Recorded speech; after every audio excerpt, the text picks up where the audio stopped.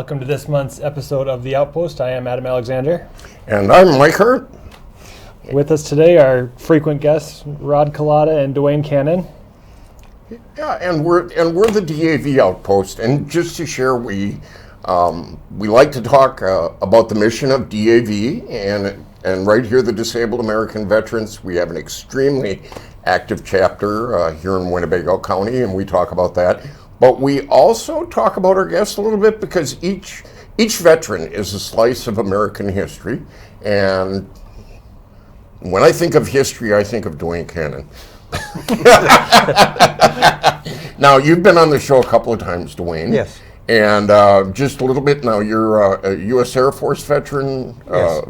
Vietnam veteran, and you worked on the, help me with the Thunder Chiefs? Or Yes, F-105 Thunder Chiefs when I was over there. Okay, so you worked that as well. So we have Vietnam veteran, and Air Force, and then over here with Rodney, we have a Marine Corps veteran, but Desert Storm. Yes. And I was also out on the cruise during the TWA hijacking in D5. Oh, okay. So, it's kind of like we're saying, big slice of American history just right here alone with some of their experiences. So much we have to tackle today, but the first thing we have to tackle, of course, is a news update. Adam Alexander on his way to the Super Bowl. Last time you were on your way, now you came back and you got some story. Whoa, who's that? That's me and TJ Watt. I got to meet him a couple days before the game, spend 5-10 minutes chatting with him. He's a very down-to-earth Wisconsin guy, super humble, and it was an honor to meet him. Very cool guy. Also got to rub elbows with Rob Gronkowski a little bit when I was there. Oop, there's the Gronk. What was it like? I mean, what was the whole thing like? I mean, I can't imagine. Yeah, you take Vegas, which is always just a spectacle in and of itself, and add the Super Bowl, and it was just crazy. So much energy there from the time we got there to the time we left. Just unbelievable. So many people and so much excitement. Yeah, I remember you telling me that the halftime show was the loudest noise you ever heard. It was extremely loud. It was probably the loudest thing I've ever heard, and I've fired a 50 caliber machine gun in combat. Yeah. I've been on both ends of a mortar attack. It was unbelievable. That was Reba McEntire performing the Star Spangled Banner. She just did an absolutely amazing job. Well, you had pretty good seats. I remember. I mean, there wasn't 20 yards up, about 25 rows up, I think. 25. Wow. Up in the corner of the end zone. Just the game-winning touchdown was scored right in front of us, so it was unbelievable. And my father-in-law went with me. My wife got first crack at the tickets, and she didn't want to go, so she sent her dad with me, and we had a great time. Wow. The thing that's so neat, that's a memory of a lifetime for you guys together. And the USAA sent, I think it was 9 or 10 other veterans, and to get to meet them and share the experience with other veterans was incredible. Wow. Yeah, I knew a little bit about it ahead of time, what was going on, and they were like, be quiet. So, but apparently your bio was yours and a couple of others were getting reviewed and you got selected. So that's pretty exciting stuff. So, did you guys stay for the whole shebang, the trophy presentation? Wow. All the pomp and circumstance. I didn't get to meet Taylor Swift, which is a question that a lot of people ask me. About who? Taylor Swift. Yeah, Taylor Swift. Didn't get to wait a second, we should rephrase it. She didn't get to meet you. So with that, neat trip, and we were proud of you, and it was really neat because I know some of the Pittsburgh stations were interviewing, and it was big time. A lot of media. Man. It was big time. So it was pretty neat that you think about it. We're 1 million members, 1,200 chapters, whatever, and a guy from Winnebago County got selected. Yeah. So it was very humbling. It was an awesome experience. Yeah, it's pretty neat. So with that, it's hard to believe how time has passed, and we're talking about Memorial Day 2024. It's literally just a few days off in the future. Scott, could you pull the one slide up And then the next one after that. Okay. I did want to give a brief shout out, and then Duane, if you can take it from there. But Lakeview Memorial, they've done it for the last couple of years. And over 10 years. Okay, over 10 years, maybe 9 or 11. But they've done a phenomenal job of doing a Memorial Day service, and I know you've been very much involved with it. And it's the Thursday before Memorial Day. Could you walk us through this year, how it's looking, or what? Because you're the MC for that. Yes. And just how does the program look? It's I believe 6 p.m. So go for it. Okay, our speaker this time is Chris Henry. He is the manager out at EAA Air Venture there. Okay. And we are there to honor those from this past year, the veterans that have passed away, and also the civilians. We wanted to recognize them from this past year, and we do this every year. And then the United Veteran Honor Guard does the military honors with a rifle salute and taps.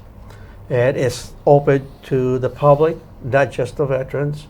So we want to welcome everybody to come down there for that. Yeah. And then we have a laying of a wreath. One person from each veteran organization will come up and for laying of the wreath. And then there'll be also a rifle salute as well. Yes. Will be happening. And music will be occurring as well. It's a really wonderful event, and would really encourage the public to go out there, because to me that has always been kind of the start off in some ways, here in the area. So we have that, and then tell us about Memorial Day, and tell us about the Memorial Day Parade, Duane. No, it's the procession. Everybody wants to call it parade. Yeah, there's no floats. But that's one thing that I really like that we do here is it is a procession. When you look at the history, it's not a parade. 4th of July is a parade. It's not a procession. So, tell us about it. Okay. From the Civil War, from April 12th, 1861 to April 9th, 1865 was the Civil War. And afterwards, the start of the Memorial Day procession was in 1871 by the mayor of Oshkosh here, Phileas Sawyer. He got that started here, but it started years ago. The first national observance of Memorial Day occurred on May 30th, 1868, known as Decoration Day. The holiday was proclaimed by the Commander-in-Chief John A. Logan of the Grand Army of the Republic to honor the Union soldiers who had died in the Civil War. Yeah. The other thing that, maybe I should have started off with this first, so that the viewers understand as well how this all happens. Is the Oshkosh, well, first off, all of us are DAV Chapter 17 members, and the Oshkosh Patriotic Council is really the body that, when it comes to Veterans Day in the area and comes to Memorial Day, is kind of that body that works on these events. Now, you're the president, or? I am the president for the Oshkosh Patriotic Council. Well, but the VVA, right? And I'm also the president for the Vietnam Veterans of America, Chapter 437. So how that works is, like, every 2 years, a veteran service organization will take it over, be it VVA or VFW or American Legion. It's a 2-year commitment. Right. And I am just finishing my 2nd year again as the president for the Oshkosh Patriotic Council. The VFW will be taking it over to organize the Veterans Day program. But I think one of the things that's really important to recognize is, come Monday morning, Memorial Day, people will pull out their chairs and a procession happens. There's a lot of work that goes into that. And, I've been with you when we're wearing our DAV hats, and you know, some of the work that you've done, and you're kind of like also that on the ground coordinator, you know, that's engaged with a lot. So from an Oshkosh Patriotic Council, what are some of all the things that you have to work through before you can even have this procession happen? Well, we need to find a speaker. We got to contact all the schools for the bands. We contact different organizations, veteran organizations, if they're going to participate.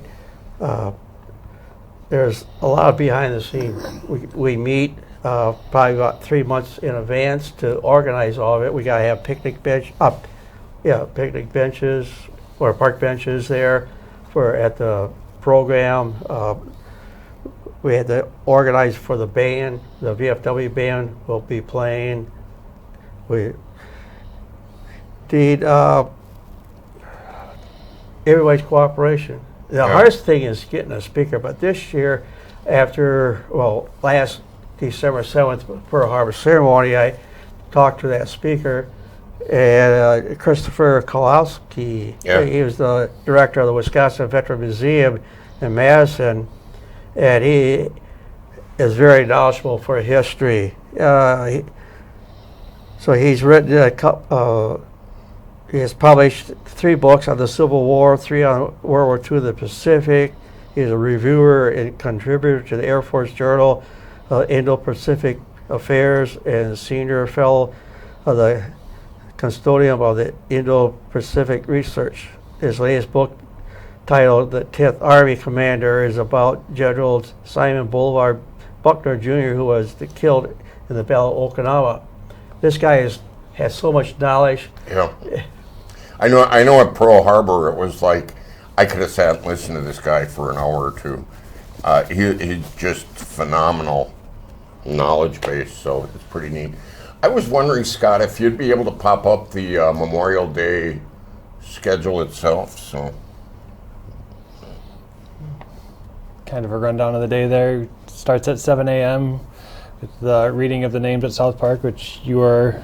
Yes, I'm in charge of that, and have been since Larry Mead, who initially started it by himself, reading the names and stuff like that, then convinced the Oshkosh Council to allow it to happen on Memorial Day. It became part of the events, and the DAV took it over, and then now most of the organization of it is done by the Patriotic Council, but the DAV still does the actual function.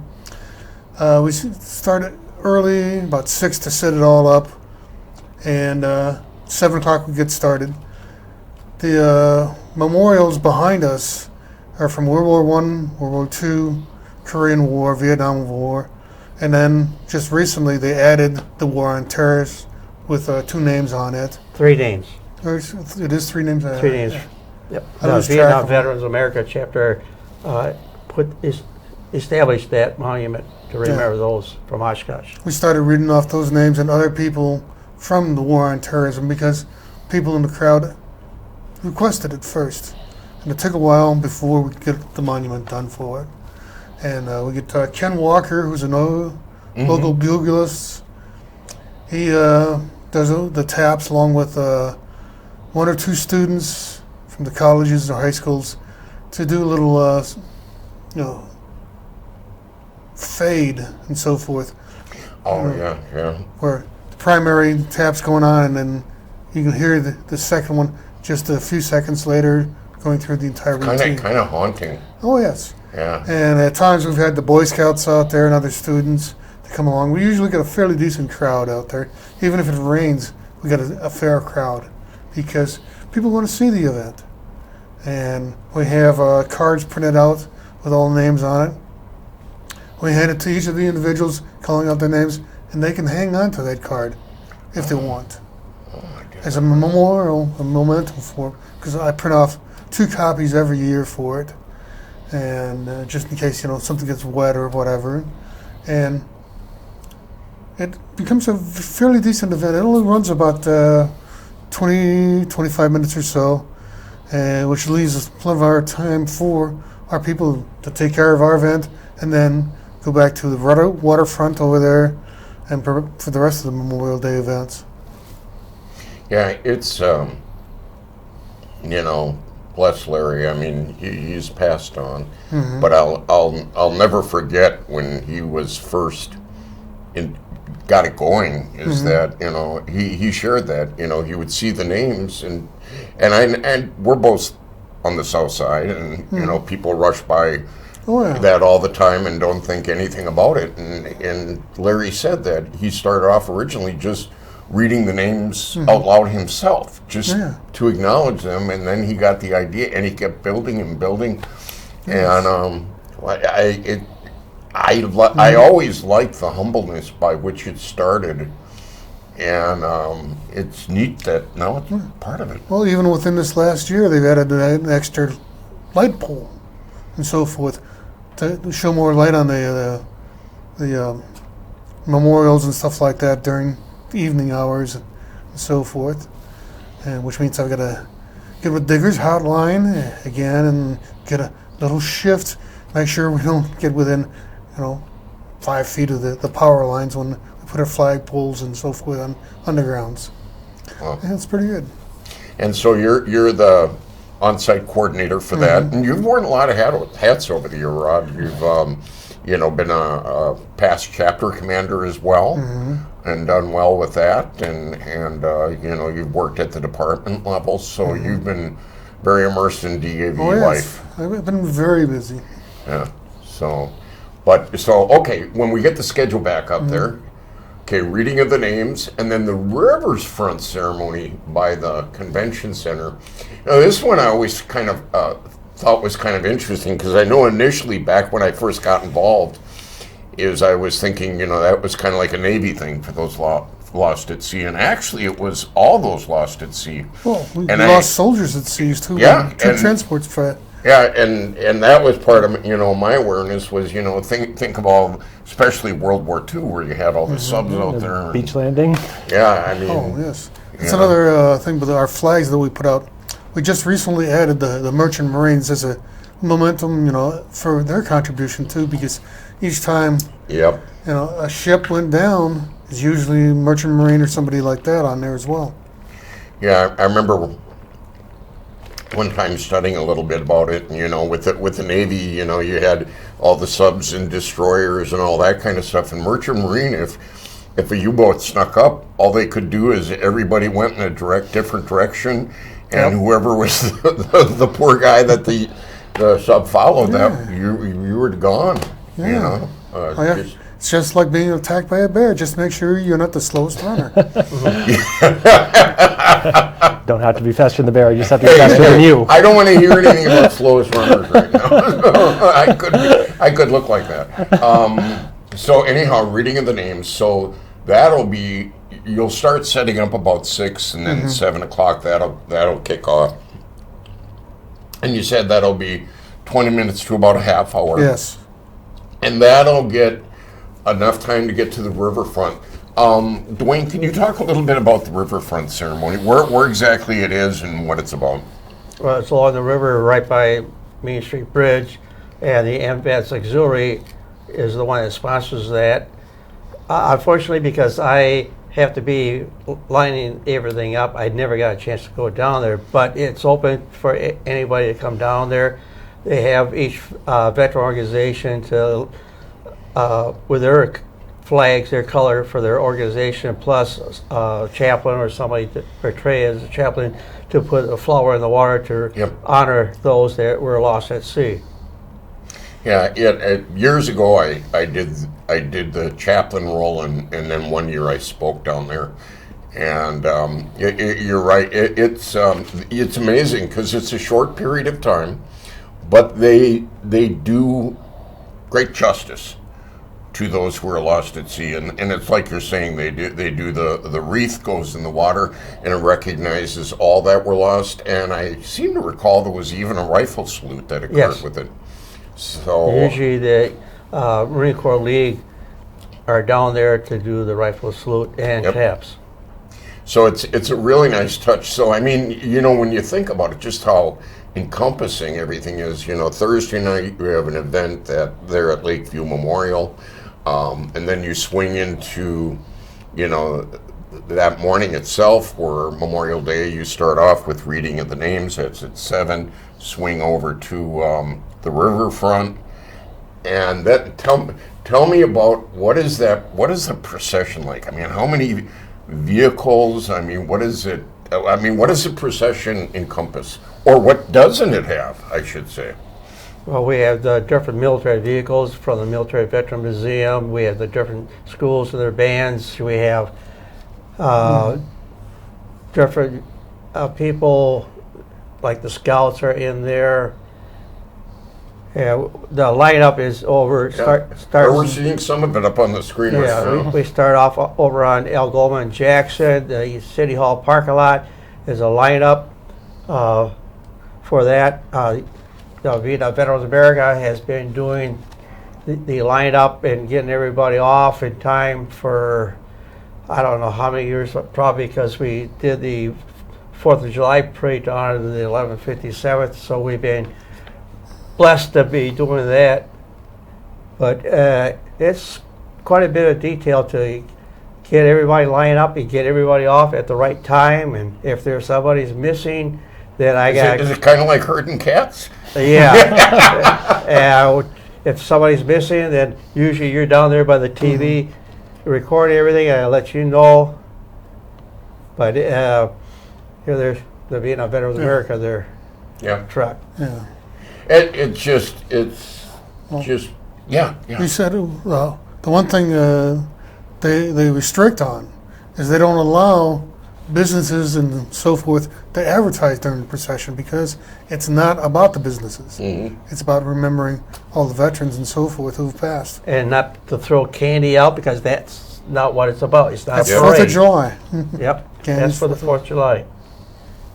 Yeah, you were talking about the Oshkosh Patriotic Council. Prior to the existence of the Patriotic Council, the mayor and the city officials, many of whom were veterans, met annually with representatives of veterans and civic groups to plan the Memorial Day activities.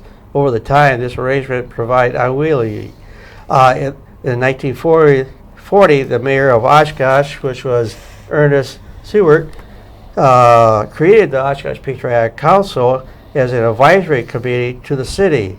For many years, the officers of the council convened at City Hall. The purpose of the Patriotic Council was and remains to plan the Memorial Day procession and cemetery service. The Patriotic Council serves as a request of the city. So the Patriotic Council has been here since 1940. Wow, that's incredible. That's incredible. Yeah, it and that's the thing that's so important too. It's a parade is 4th of July. You have political figures there. You have candy. You have businesses. It's a birthday. It's a celebration. It's to Difference be fun. between celebrating and observing. Yep. That's right.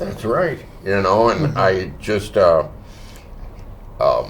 it's just very somber. I know that in the past, I don't know if they'll be doing. I remember Fists and Bills would have a hearse in the past. Yeah, we still will be having the hearse in there with a coffin that's draped with a flag. One year we had, I believe it was a World War I veteran that was laid to rest. That was finally recognized who he was, and that was quite an honor. Okay. Another thing. Well, they're reading the names. We added the new U.S. Space Force flag because they're the new service and so forth. But we haven't lost them to any wars that we've known of. Okay. Yeah. So there's none of their names out there yet, but that may be in the future. Yeah. Oh no, got to do that. Well, this is one of the things that I always think is important with to be able to share with our viewers is that the procession is one thing, but the ceremony at the cemetery is another. And it's really, in some ways, it's the ceremony at the cemetery, which is kind of the big event of the day in my book. And yet we don't see as many people maybe at the cemetery as you would see lined up on the street. What is going to happen at the cemetery, and just really encourage people to go?